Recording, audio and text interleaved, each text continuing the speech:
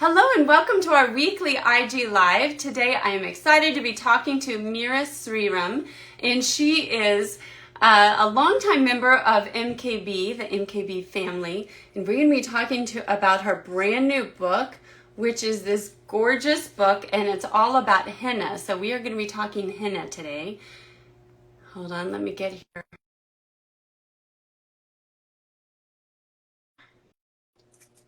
We're going to be talking about special memories about henna, what makes it so important, and how books can help us and stories can help kids connect to culture and family traditions and why that is so important. So hang on just a bit as we get it set up. Let's see, let me try this way. And while we're waiting for that connection to happen, that can take a little bit sometimes, I will show you some of the interior images. It is so gorgeous. You can see this lovely picture book, and it's all about a girl getting ready for a wedding and trying to be very careful not to smudge the henna as it sits, and so it can dye her hands more beautifully. And then the tension, is it going to work? Is it going to come off? You can see how she's a little bit worried about that. But it's also about the stories that are told. I mean, just these pages are just gorgeous. They're really beautiful. Sorry, this is taking a little bit longer. I'm not sure what the problem is. Meera, I'm accepting your request to join, but for some reason it's not working. We'll give it another try. Oh, never mind. There it is. Hi. Hi. Can you hear me? Yes. Okay. Perfect. Yes. Thank you.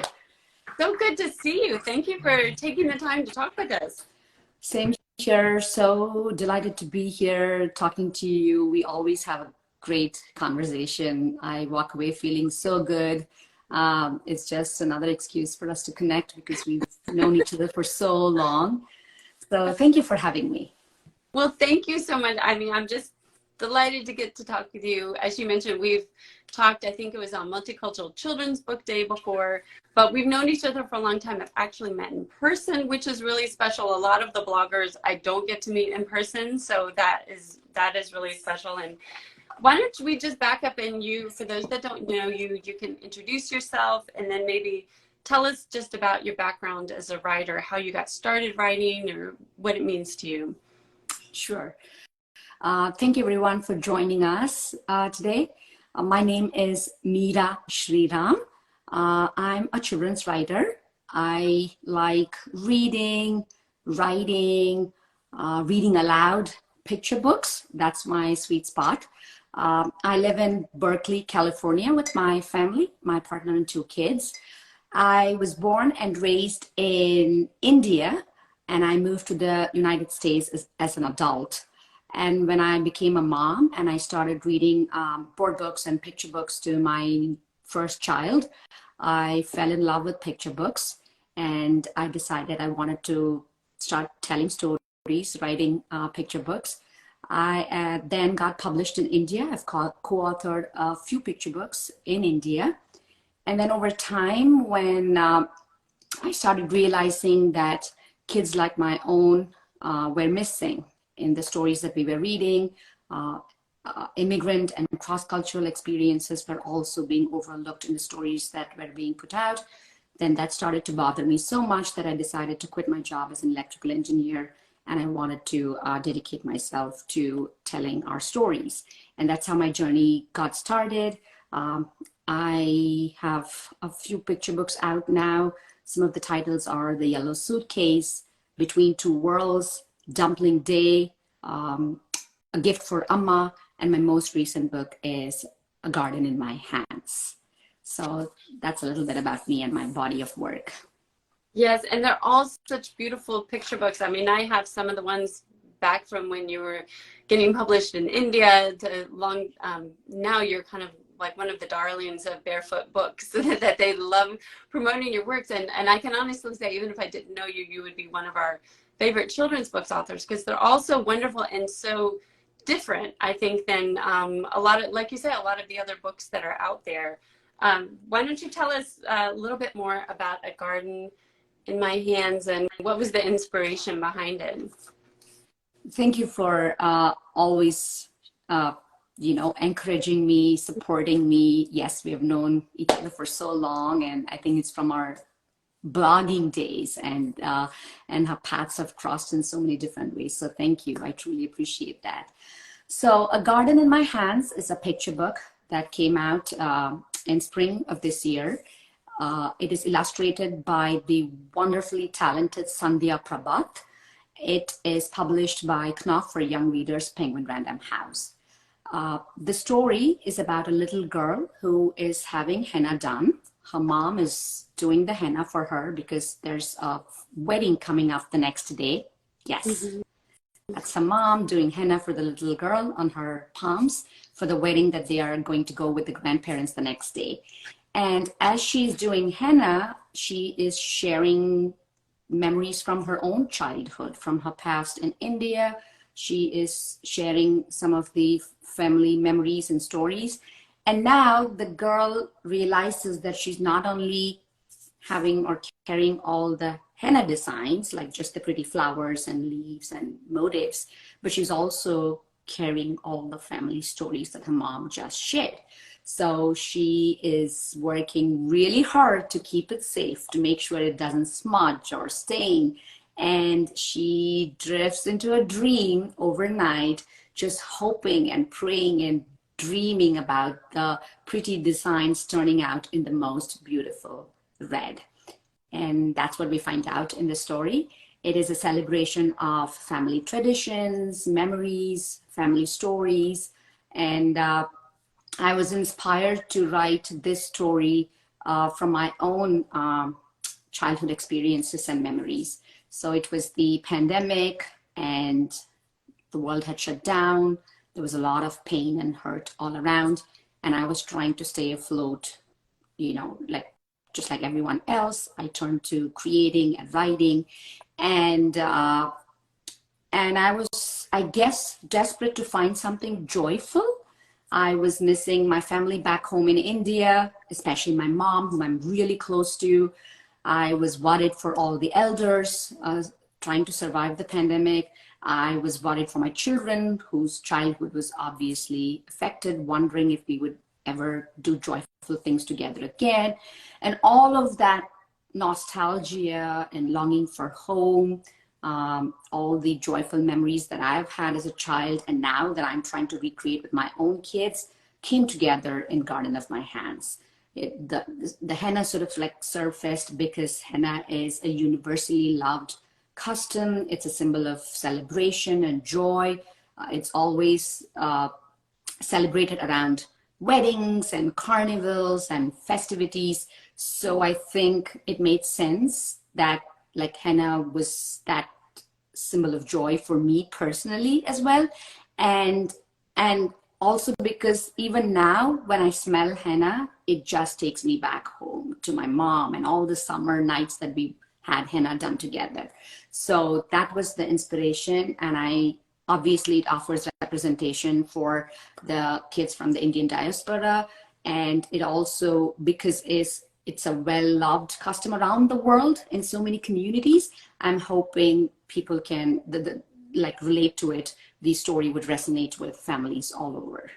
Yeah, and I two comments. One is that I love the overarching metaphor of a garden, which of course makes so much sense because of the designs, but also you think about a family and how, your roots that you have with your family. And also just little touches that you would put, like there's one where she's, I'm trying to remember, I think she's worried that she smudged the design. And so wilts with worry. Yeah, she wilts with worry. I mean, it's just all these little things in there. It's so beautiful.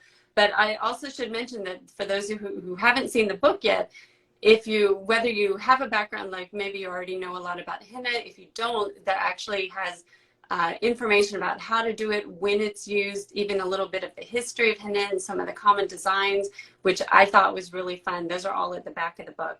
And you were talking about how henna is a celebration, but also it's such a way to connect to family and traditions. And I know you talk about a little bit in the book about some of your own, and you did mention some of your own memories of that. Could you talk a little bit more about kind of the significance or some of your own special memories about henna? Thank you. Thank you for that perfect excuse for me to like go back to my own childhood. Yeah, I grew up in India, and I remember most summers my mom would bring home the henna in either the form of a powder, or she would bring home the leaves. So for those of you who've joined us here who are not used or applied henna before, henna is a plant, it's a shrub.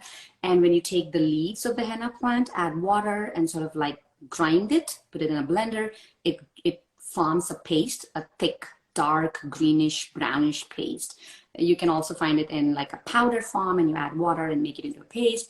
And when you apply it on your hand and let it dry and then wash it away, it stains your body, like your feet or your palm or your hands, into like a bright red shade. And the secret is the longer you keep it, the brighter the shade is going to be.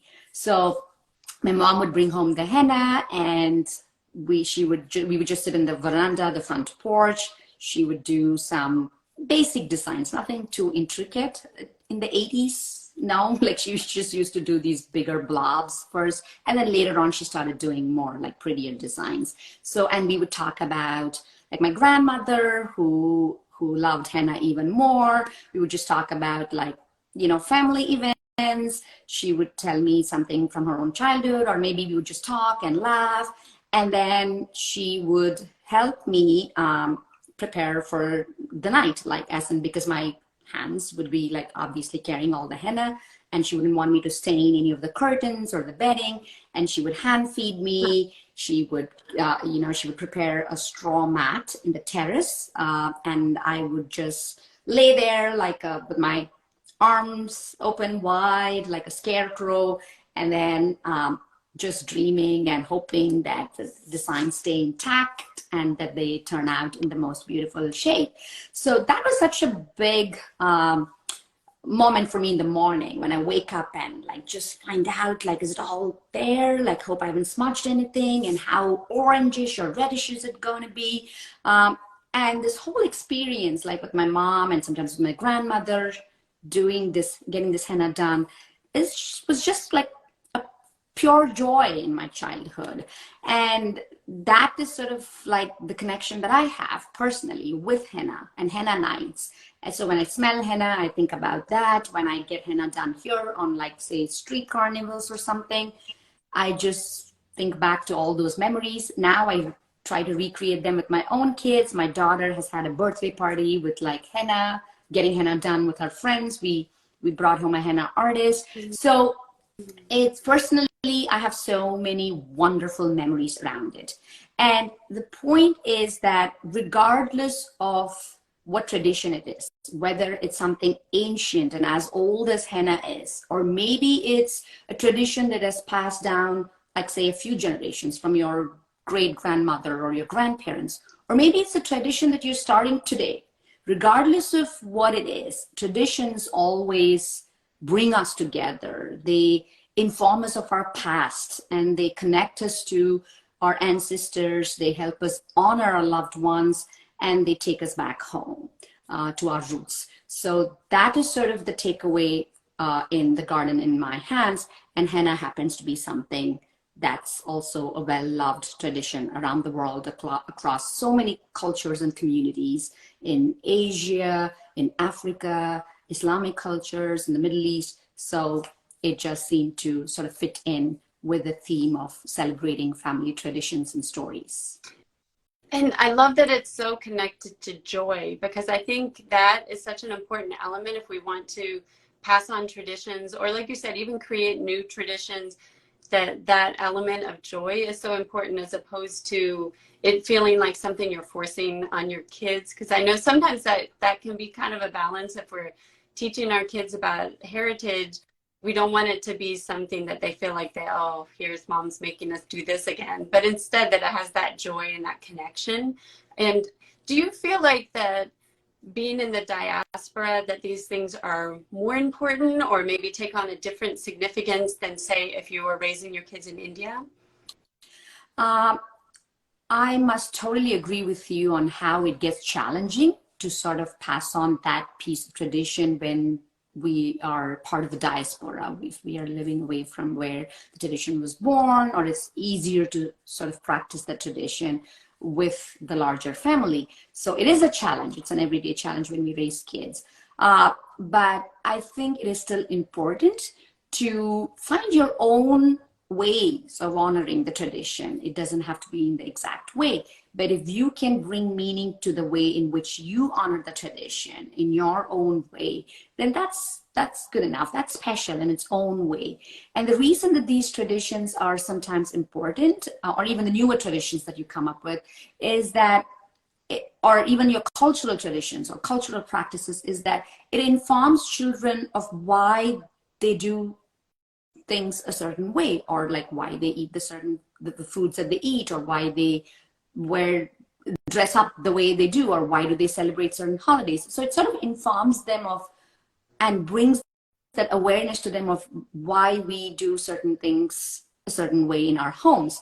But the more important thing is also because it allows them to take pride in their own culture, in their own ways of doing things, in their roots and in their heritage. So just by acknowledging these traditions, we also take pride in where we come from, who we are, what our ancestors have passed down, and why and who we are the way we are today. So I think in terms of like allowing them to take the joy and pride and to also connect us to our roots, these traditions are sort of special and important depending on however we choose to honor them.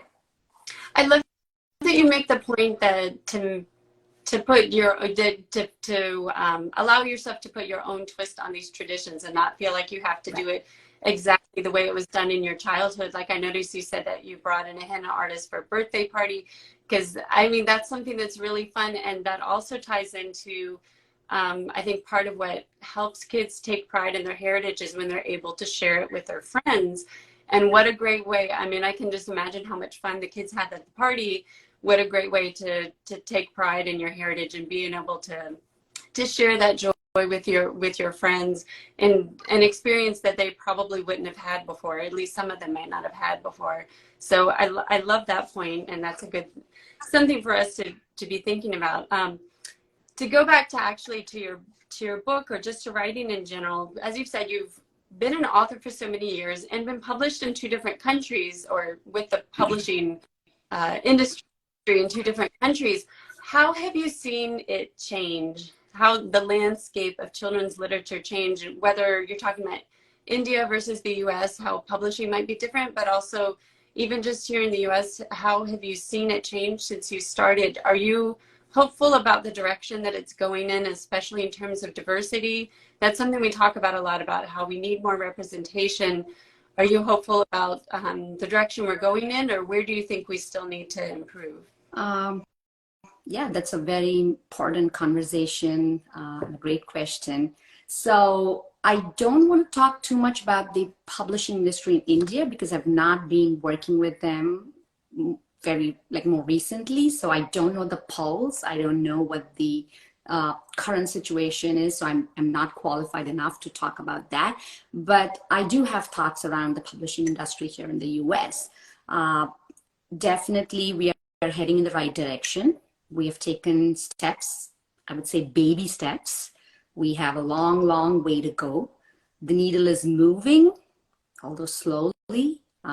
We are inching along in the right direction, but there's a long road ahead. And the best thing is to keep at it, keep fighting the good fight, chugging along, learning from our mistakes, growing and evolving.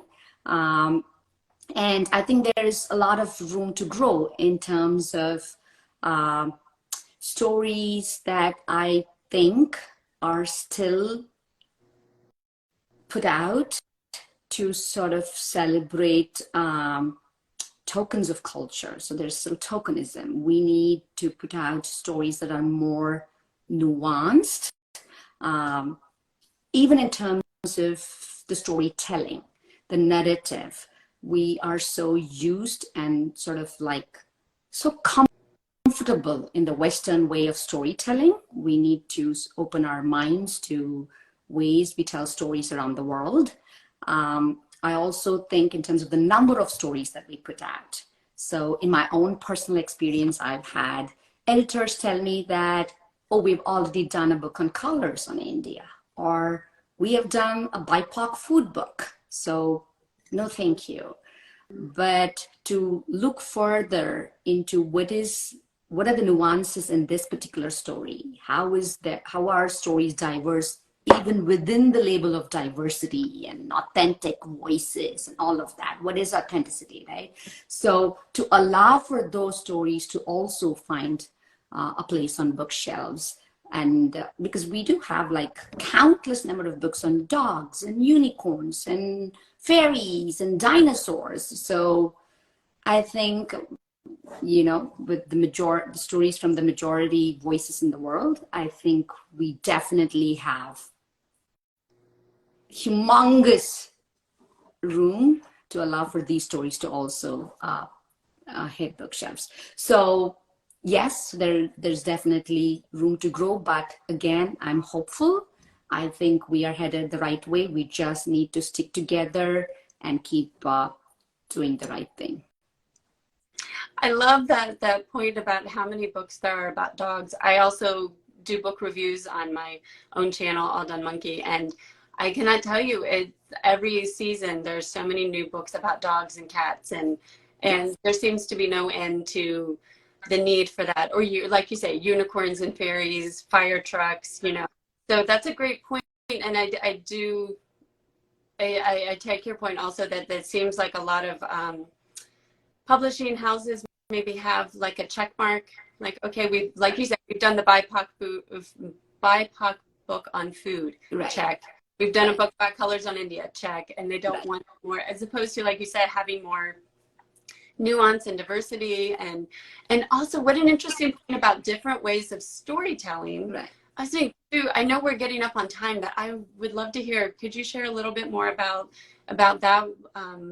Maybe what are some of the ways that either new ways that we haven't really, well, I shouldn't say new, but other ways that right. I mean, there are so many, like even in terms of voice, the narrator's voice, when we say, the way we tell a story, or like I grew up listening to my elders tell me stories. So I suppose this hero's journey that we have is like larger than life. And that's the only way we tell stories, right? Like it's always and then giving too much agency to the main character, for instance. That's another example, because kids are not raised to be very independent early on in most cultures around the world. That's a very Western perspective, but it is important to acknowledge how children are raised in cultures like outside of the US, or families that are raising kids still, reminiscent of the culture that they grew up in.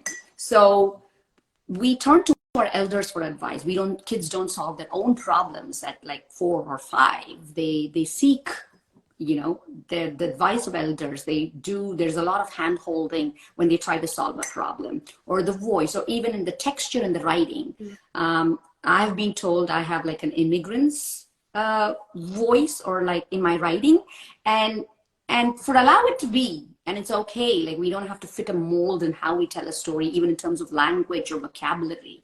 So to allow for all the diversity, just not in like the cultural diversity, or trying to break stereotypes, but it also in narratives, in voices, in writing, in textures, in telling a story. So to allow for all that to happen, I think there's still more room to grow.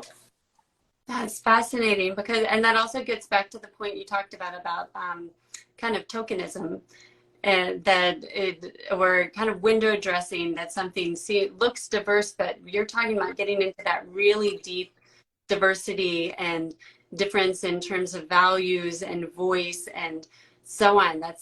I love that. And that is something that, like you say, as we continue to improve and grow, that's definitely an area to think about. So thank you. And I'm looking at the time. I don't want to keep you for too long. I know you have other things to do, but I do want to give you a chance if there's anything else you would like to plug, like future books coming out or other books that you'd like to mention, or events you have coming out. Thank you. Thank you. So I do have another board book that just came out this spring. It's called India. It's part of an amazing series that I'm a huge fan of, called Our World. It's a global series. It's a series of board books that take kids around like different countries.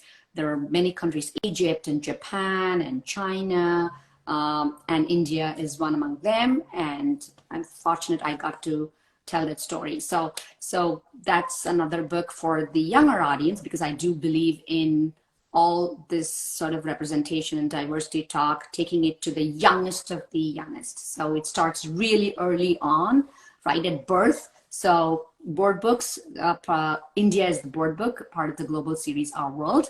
I have another book called The Spice Box, coming out next spring from Penguin Random House. I've teamed up with the illustrator of Garden in My Hand, Sandhya, again.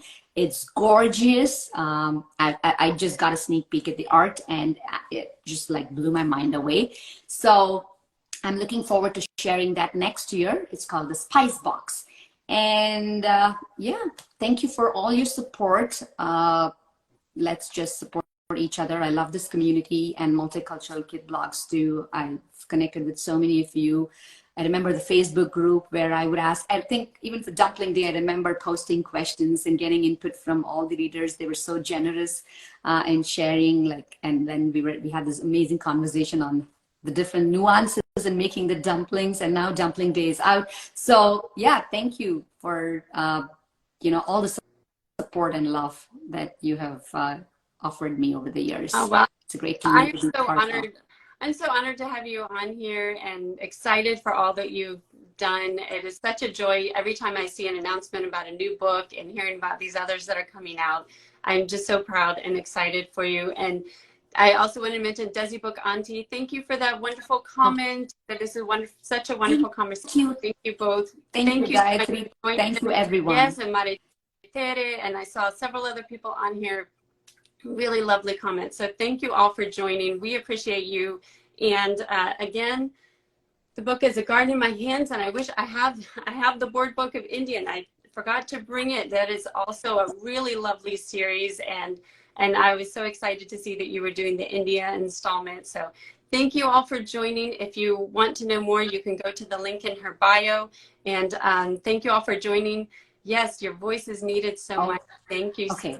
I do want to apologize. I'm terrible at like keeping track of the comments and who's logging in, because I'm focusing on like the conversation. But thank you everyone for joining us, for supporting us, for cheering on. We truly appreciate it. Yes. Let's keep telling our stories. And if you joined us late and missed the beginning, this will be up in a few minutes on Instagram, and I will also have it up on our YouTube channel later if that's an easier place to see it. So thanks everybody. Thank you, Meera.